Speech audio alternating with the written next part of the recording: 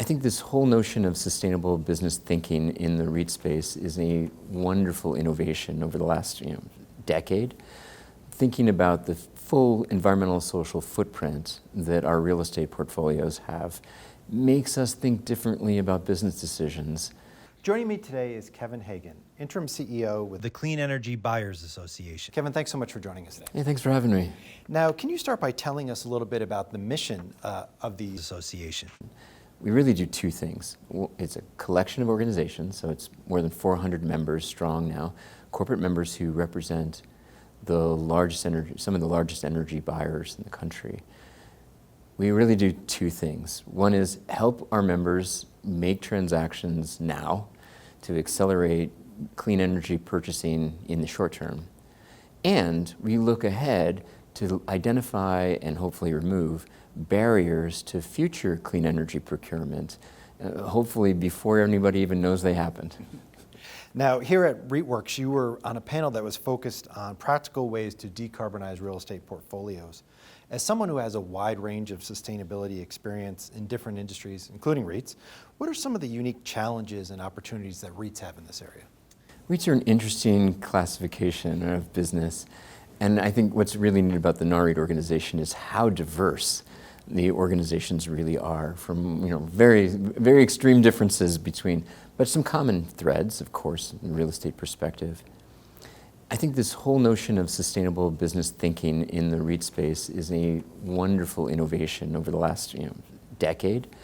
Thinking about the full environmental social footprint that our real estate portfolios have makes us think differently about business decisions, including energy decisions.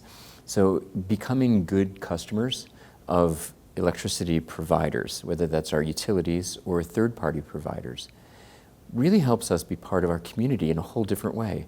It brings the power of procurement, the power of our footprint into play when it comes to solving some of the world's biggest environmental and social challenges.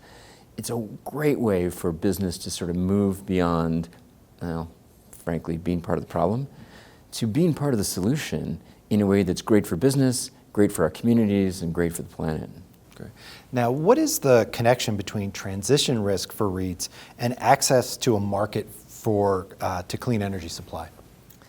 When we look at the footprint of buildings and we think about where does carbon impact and where does all that negative come from, it's very largely through the electricity that we use and consume.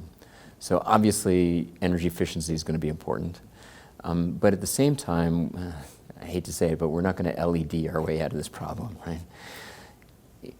Access to using our purchasing power to make clean energy buying decisions really has a big impact. In fact, if you look at what the trades call Scope 2 emissions, right, our electricity imports, but also our Scope 1 emissions, that would mean the direct impact. A lot of that really needs electrification, whether it's our vehicles and carbon footprint of vehicles switching to EVs, or whether it's buildings moving from natural gas heating and air conditioning to heat pumps.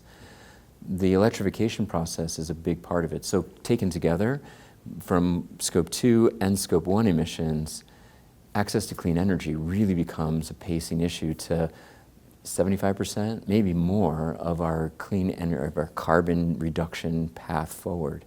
So it becomes crucial to success and being able to actually make these decisions for our assets, for our businesses.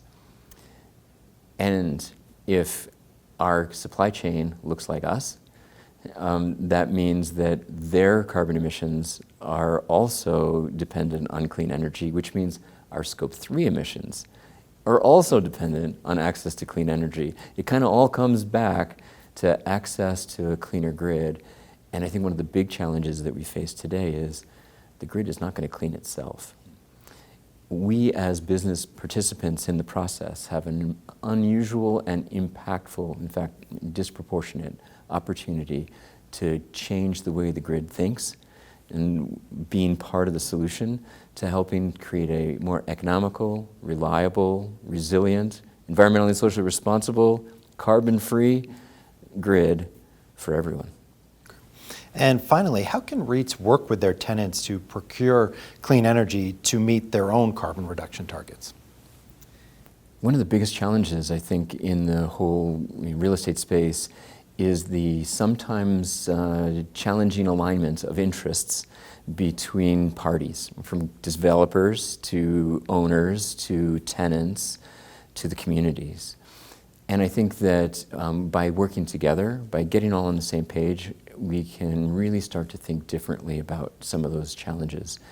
One example would be the colo data center space, thinking about how to help colo data center operators procure renewable energy that can then actually flow through, if you will, to the tenant, to the data center user, and actually green their footprint too. A great solution that was helped by many parties of the REBA community and the REIT community, and I think there's a thread of opportunity there for how we could think about getting everybody on the same page in the real estate space too.